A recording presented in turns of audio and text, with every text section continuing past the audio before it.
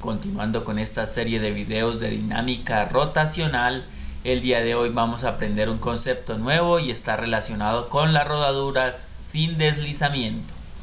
Bienvenidos.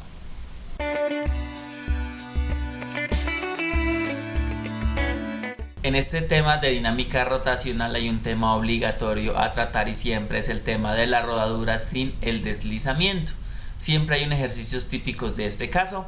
Entonces, para aprender un poco sobre este concepto vamos a mirar el siguiente ejemplo. Nos dicen que una esfera sólida rígida de masa m y radio r se liberan desde la cima de un plano inclinado con un ángulo θ.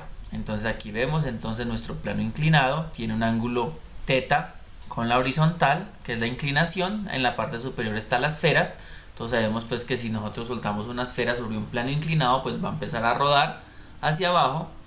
Es una superficie rígida, rueda sin resbalarse, hay fricción estática entre la esfera y el plano. Muy importantes esos conceptos que nos están diciendo: rueda sin resbalarse y hay fricción estática entre la esfera y el plano. Nos preguntan cuál será la aceleración del centro de masa.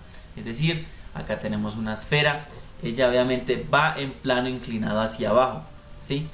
¿Qué es rodar sin deslizarse? No hace esto, no patina, no, ella siempre está girando, está dando la vuelta.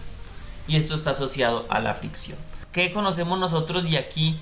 Pues obviamente nosotros sabemos que por aquí está el centro de masa de la esfera. Siempre nosotros trazamos una línea que sea totalmente perpendicular a la superficie.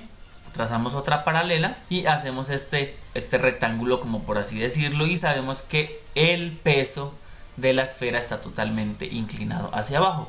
Sobre este lado de acá nosotros trazamos obviamente la componente del peso, que la conocemos como WY, y está asociada obviamente a la masa por la gravedad por el coseno de θ.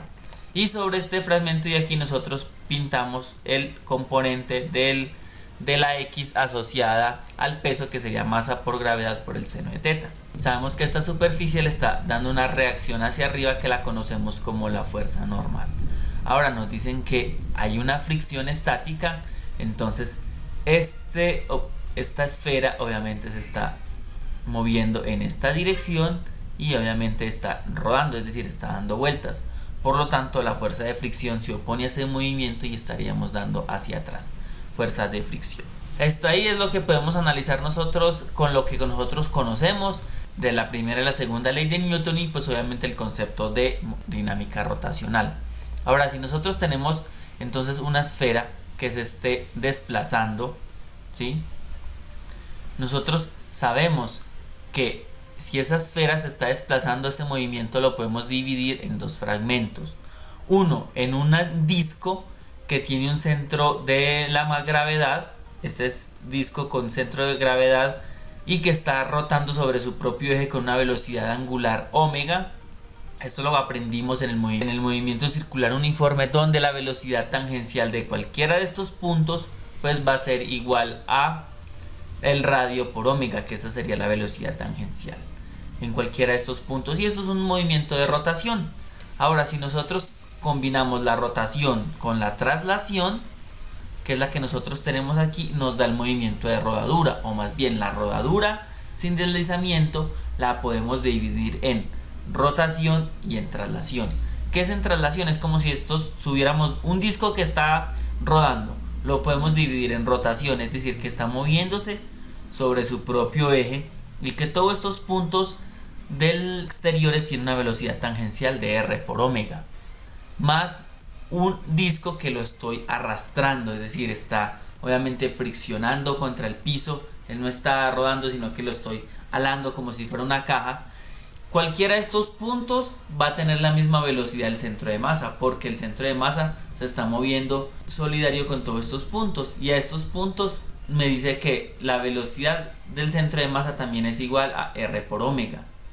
Por lo tanto, la combinación entre la rotación y la traslación pues me da que es la rodadura. ¿Qué podemos entonces deducir de esta rodadura? Que en este punto, cuando la esfera rueda con la superficie, la velocidad es cero. ¿Por qué?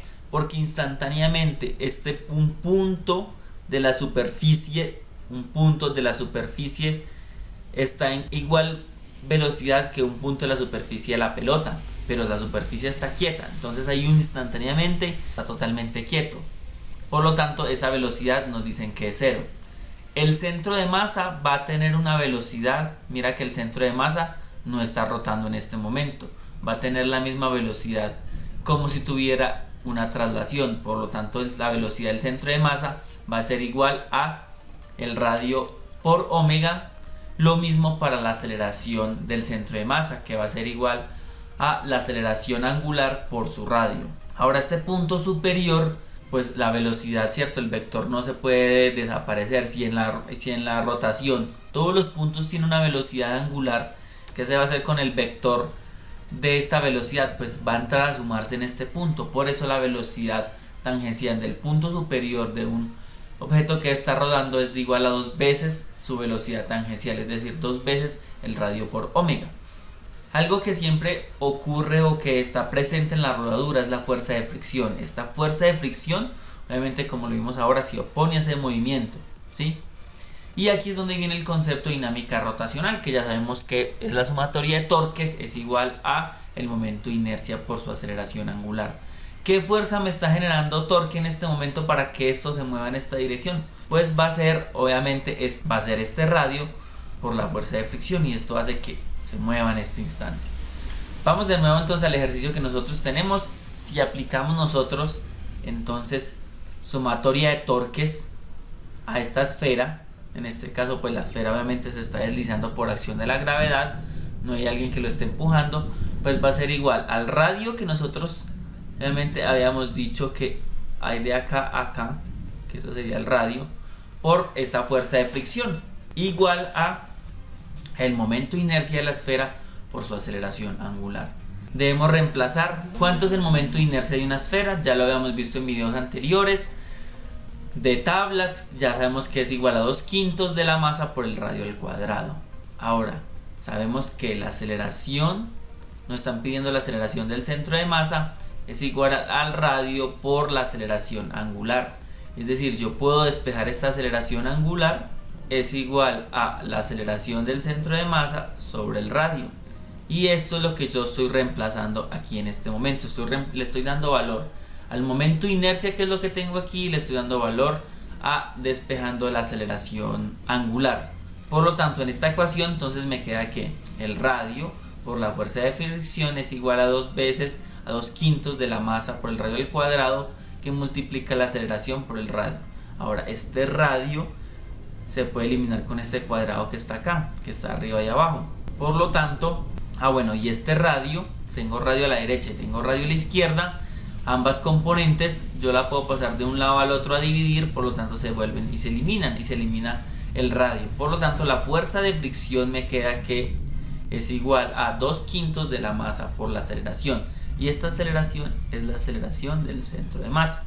Nosotros podemos aplicar ahora lo que son sumatoria de fuerzas iguales a masa por la aceleración, es decir, la segunda ley de Newton sobre esta esfera. Si nosotros aplicamos la segunda ley de Newton teniendo en cuenta que este es nuestro plano inclinado X y Y, entonces la esfera, pues en este caso, si está inclinando el eje, pues se está moviendo en este sentido, es decir, debo aplicar la segunda ley de Newton.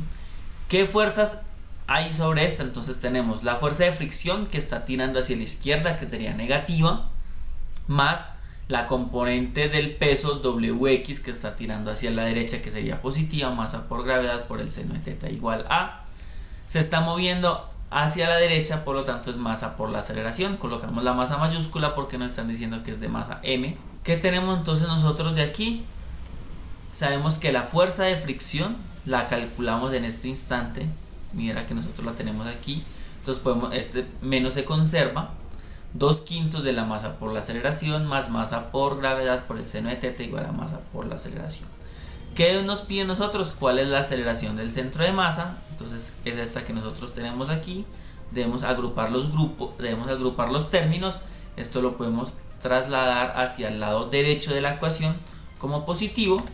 Por lo tanto, este me queda totalmente igual, masa por gravedad seno de teta igual a masa por la aceleración más 2/5 de la masa por la aceleración. Vemos que estos dos conceptos son iguales, masa por la aceleración, masa por la aceleración. Pero este tiene una fracción 2/5 y aquí tenemos una unidad, es decir, 1 sobre 1, suma de fraccionarios. Pero este 1 sobre 1 también lo puedo determinar como 5 sobre 5 más 2/5. Es decir, suma de fraccionarios homogéneos porque tienen el mismo denominador. Es decir, 5 se conserva aquí y sumo los numeradores. 5 más 2, 7. Por lo tanto, estos dos términos los puedo agrupar como 7/5 de masa por la aceleración. Ahora, mire que tenemos tanto al lado izquierdo como al lado derecho tenemos la expresión de la masa.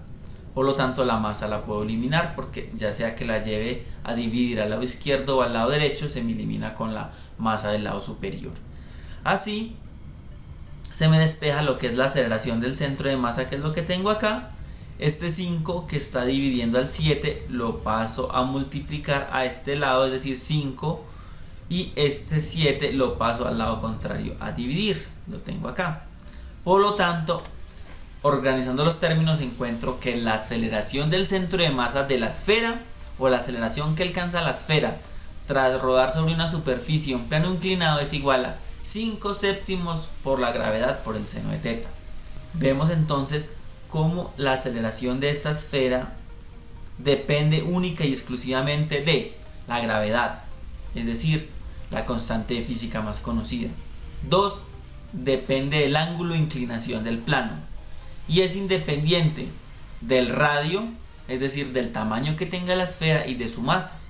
Entonces, esta ecuación nos sirve obviamente para cualquier esfera que esté rodando sobre la superficie. Y también es independiente de la fuerza de fricción, es decir, depende del coeficiente de fricción.